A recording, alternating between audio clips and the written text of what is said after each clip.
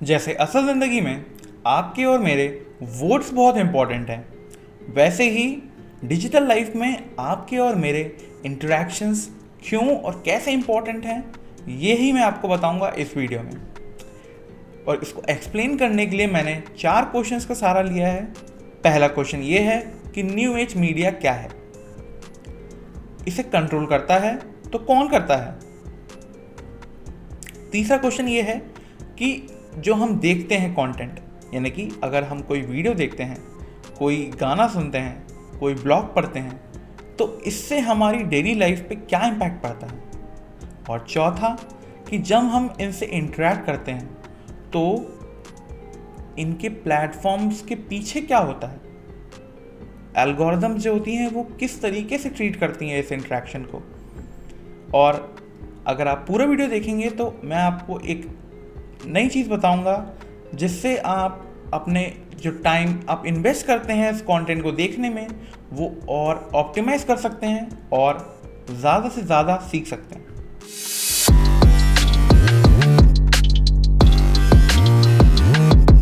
Hello everyone, my name is Pratik Bagre and welcome to Bagre reacts. सबसे पहला question ये है कि what is new age media. इसे समझने के लिए पहले हमें समझना पड़ेगा कि what is old media. Old media consist of newspapers, magazines, books, television and all the other non interactive ways of media. Simple भाषा में, अगर हम किसी चीज़ या किसी मीडिया से इंटरैक्ट नहीं कर सकते या हम उस तक फीडबैक नहीं पहुंचा सकते जहां से ये ब्रॉडकास्ट हो रहा है, तो उसे हम कहेंगे ओल्ड मीडिया। तो अब हम बात करते हैं न्यू मीडिया की। न्यू मीडिया की अगर हम इंग्लिश डेफिनेशन ढूंढें तो पता चलेगा कि वो एक interactive way of electronic communication है। अगर एग्जांपल मैं दूं तो इंटरैक्टिव मीडिया के अंदर आते हैं websites, online video music streams, emails, social media platforms, online communities, online forums, blogs, web advertisements, education portals and so on. You get the point. अब क्वेश्चन उठ के आता है कि न्यू एज मीडिया को कोई कंट्रोल करता है तो कौन कंट्रोल करता है। अब ये थोड़ा कॉम्प्लेक्स क्वेश्चन है और इसका कोई स्ट्रेट फॉरवर्ड आंसर है नहीं, पर एक डिबेट चलती रहती है हर बार कि पब्लिक कंट्रोल में है इसके या एल्गोरिदम्स जो इन प्लेटफॉर्म्स को रन करती हैं वो हैं कंट्रोल में। तो हम स्ट्रेट फॉरवर्ड ऐसे आंसर नहीं दे नहीं सकते, पर हम 3 पर्सपेक्टिव्स लेके चल सकते हैं और हम देख सकते हैं कि उनका क्या टेक है न्यू एज मीडिया पर। पहला पर्सपेक्टिव है एक नियोफिलियक्स पर्सपेक्टिव, यानी कि लोग जिन्हें नई और अतरंगी चीज़ों से प्यार होता है, ऐसे लोग जो सोचते हैं कि अगर कोई नई चीज़ जैसे कि इंटरनेट है तो हम कैसे उसका यूज़ करके सोसाइटी के लिए कुछ अच्छा कर सकते हैं और कैसे हम अपना कंट्रीब्यूशन कर सकते हैं एक अच्छी सोसाइटी बनाने के लिए।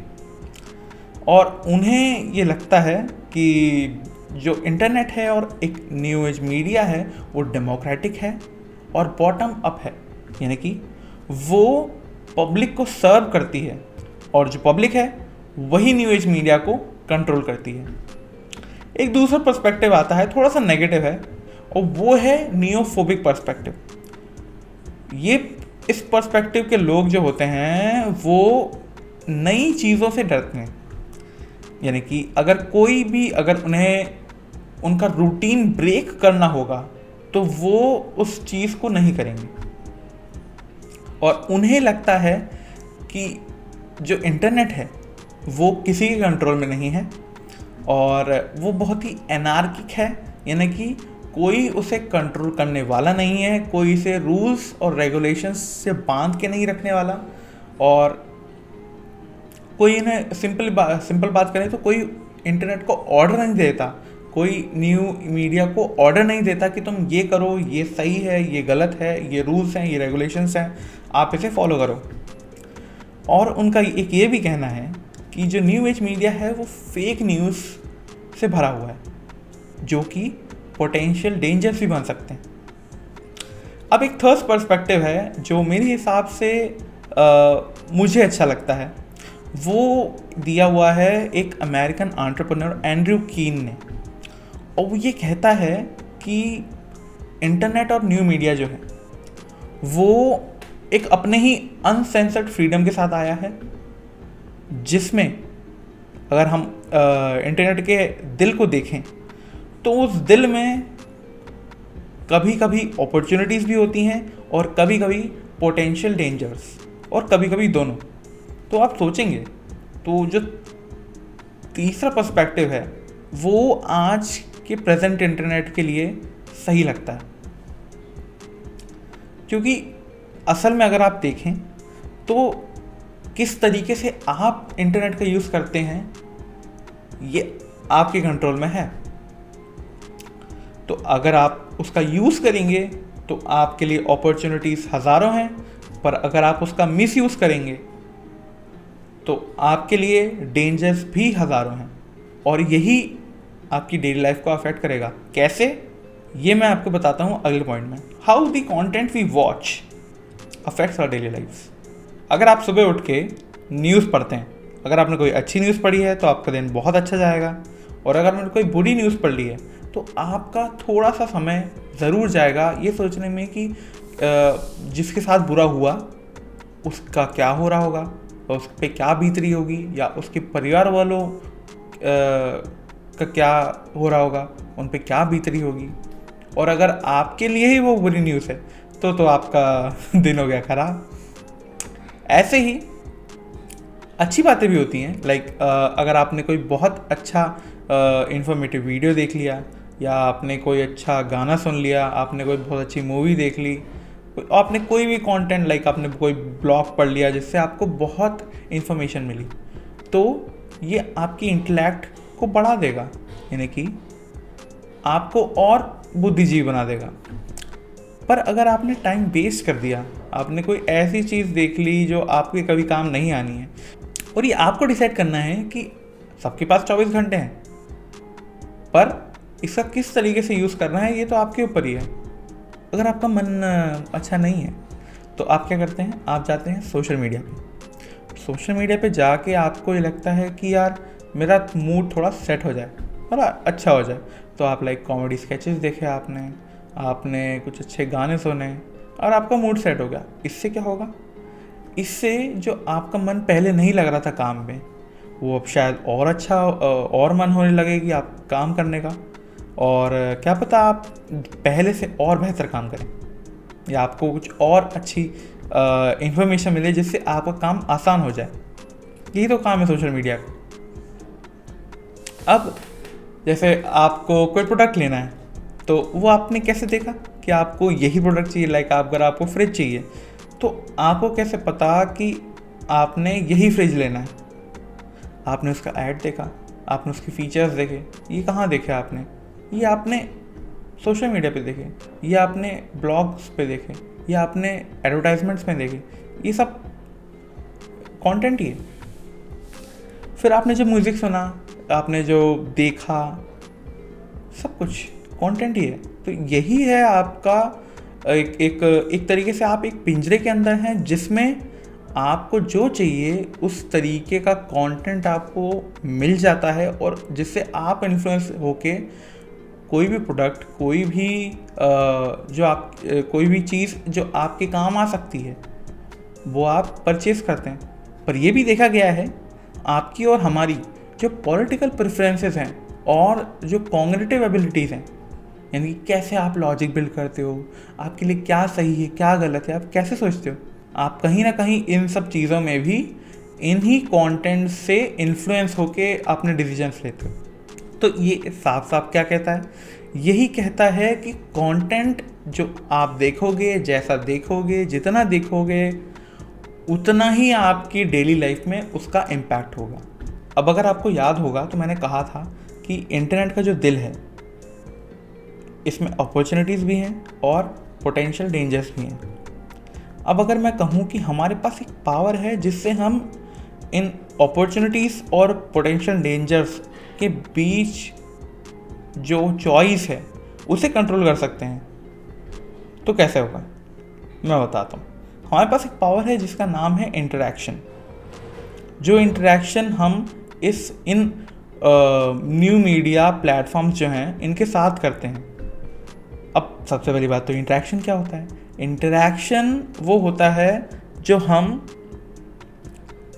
फीडबैक देते हैं इन प्लेटफॉर्म्स को, जिससे इन्हें हमारे बारे में पता चलता है कि हमारे क्या इंटरेस्ट हैं, हमें क्या अच्छा लगता है, क्या बुरा लगता है, और इनको हमारे बिहेवियर के बारे में पता चलता है।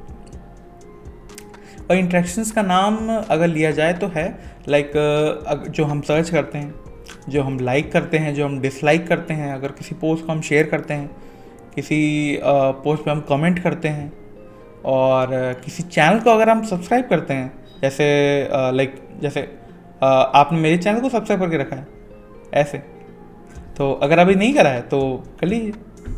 और इस तरीके की जो चीज़ें रहती हैं, जैसे स्क्रॉल करना हुआ, क्लिक हुआ, और वॉइस कमांड हुआ। आजकल तो ओके गूगल और हे सीरी चल रहा है। तो इस तरीके की जो चीज़ें होती हैं जिससे हम इंटरेक्ट कर सकते हैं प्लेटफॉर्म के साथ, ताकि हमें हमारा इंटरेस्ट का कंटेंट मिलता रहे, उन्हें कहते हैं इंटरेक्शंस।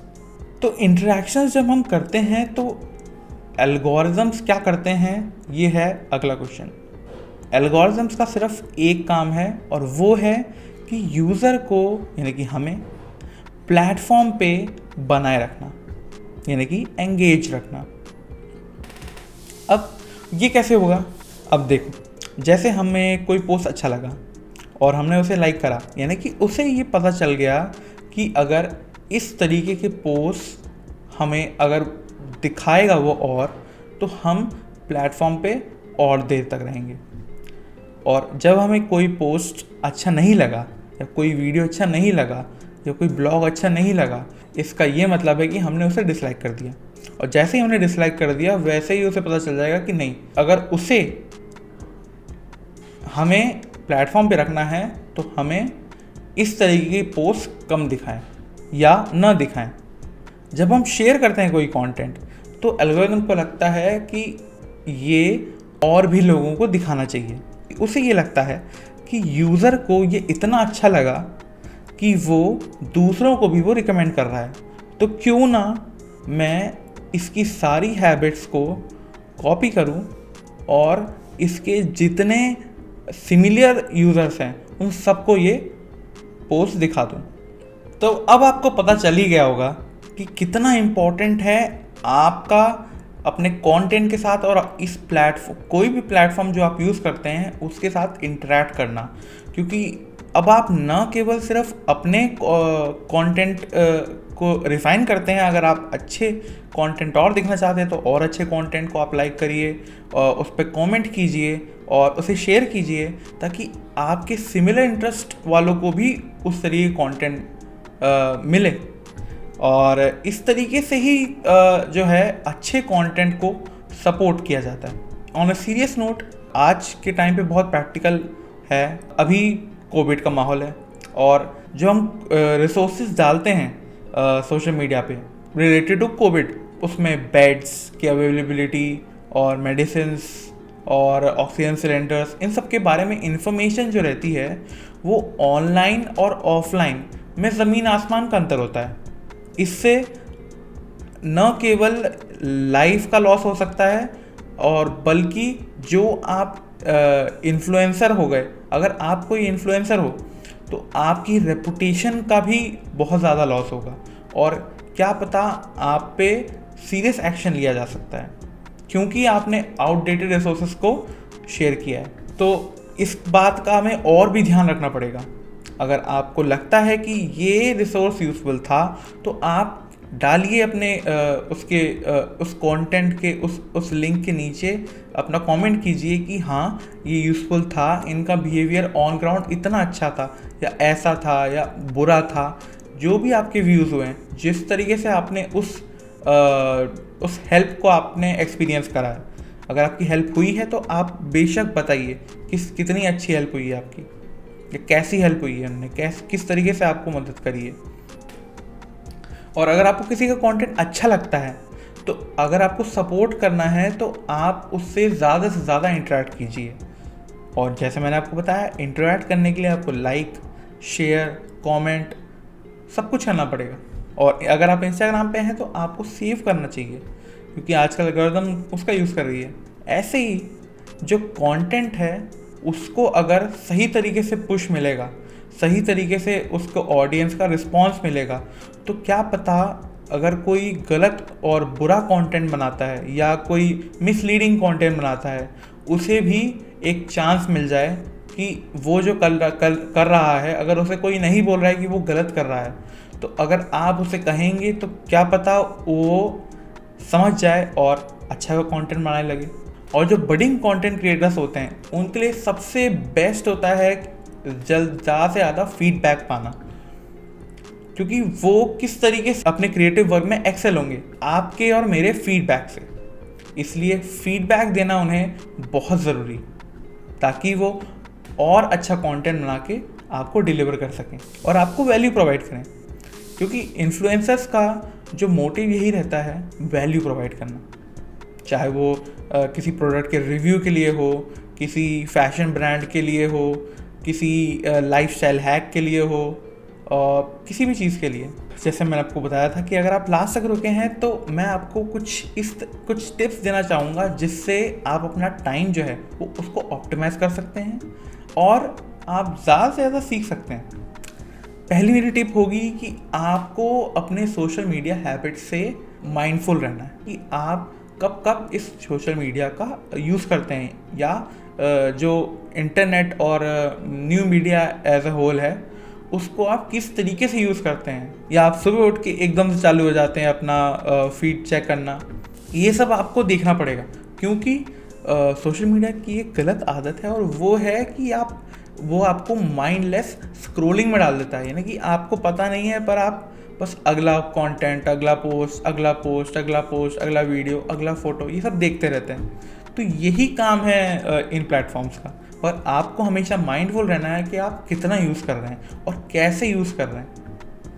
अगली चीज़ है कि आपको हमेशा एक लिमिट सेट करनी चाहिए कि आप कितना यूज़ कर रहे हैं। जैसे आप सुबह 1 घंटे यूज़ कर रहे हैं, शाम को 1 घंटे और रात में 1 घंटे, बिल्कुल दवाई की तरह। ऐसे ही आपको अपने टाइम को सेव करना पड़ेगा, क्योंकि मैंने आपको बता चुका है कि सबके पास 24 आवर्स ही हैं और आप किस तरीके से ऑप्टिमाइज़ करते हैं अपने टाइम को, यह आपके ऊपर है। तीसरा मैं ये आपको सजेशन देना चाहूँगा कि एक फोमो शब्द होता है, फियर ऑफ मिसिंग आउट। इसका मतलब है कि आपको हमेशा लगता है कि अगर मैं कुछ खो दूंगा, अगर मैं और देर तक थोड़ा सा और कुछ देख लूँ तो क्या पता मुझे कुछ मिल जाए, या अगर मैं कुछ खोना नहीं चाहता इसलिए मैं बंद नहीं करता अपनी फीड को। ये सब कुछ नहीं। आप हमेशा लाइफ में ऐसा ही है कि आप कुछ ना कुछ, आप कितना भी कोशिश कर लीजिए, कुछ ना कुछ आपके हाथ से चला ही जाएगा। पर क्या पता और पॉसिबिलिटीज़ और अपॉर्चुनिटीज़ आपके दूसरे हाथ में आ जाएं अगले दिन। मैं आपको सजेस्ट करूंगा चौथा पॉइंट कि आप अपने सिमिलर इंटरेस्ट और जो लोग आपको इंस्पायर करते हैं, जो आपको आपको आपकी डिसीजन मेकिंग और इन सब में हेल्प करते हैं, आप उन लोगों को फॉलो किया कीजिए जो आपको फील गुड कराते हैं। मोटिवेशन गुरुज की बात तो नहीं कर रहा हूँ मैं, पर अगर आपको अच्छे लगते हैं और अगर आप बहुत ज़्यादा ऑप्टिमिस्टिक नहीं हो जाते उन्हें सुन के, और आप अवेयर हैं अपने बारे में और अपने सिचुएशंस के बारे में और अपने डिसीजंस को लेके क्लियर हैं, तो फिर कोई बात नहीं। और पांचवी जो है वो सबसे इम्पोर्टेंट बात है, वो है कि जहां आपको लगता है कि आप किसी भी यूज़र्स या किसी भी अकाउंट या किसी भी हैंडल से आपको, या किसी भी कंटेंट क्रिएटर से या किसी भी कंटेंट एक पीस से नेगेटिव एनर्जी आ रही है, तो उस सोर्स को जो है आप अनफॉलो कर दिया कीजिए। वो आपकी मेंटल हेल्थ के लिए और आपके आने वाले डिसीजंस के लिए और आपके दिन के लिए भी अच्छा होगा। So I hope you got to learn something in this video, and if the answer is yes, then please try to apply in your day-to-day life. It will definitely help you in one way or the other. Make sure to like this video, comment down below what you think about this topic. You can share this video with other people who would like to know about this topic, and help me to pump the heart of internet, create more opportunities for my future videos obviously. And if you want to become a part of this community, that's React Army, then subscribe to my channel and tap on the bell icon so that you get notified about my next video. You can also follow me on other social media platforms such as Instagram, Twitter, and if you like to make memes or are an artist, then you can join my subreddit and become a part of my future videos. All in the links are in the description below. If you want to read some of the topics about what I talked about in this video, then I have shared some links so that you can go through them, and when you are done reading about the topic, then please come here, come in the comment section and write what you learned about. That's it for this video. Thank you for watching, and I will see you in my next video. Till then, be safe and let's react in a way that makes sense. And don't forget, you are in control of your actions. So take control of your interactions.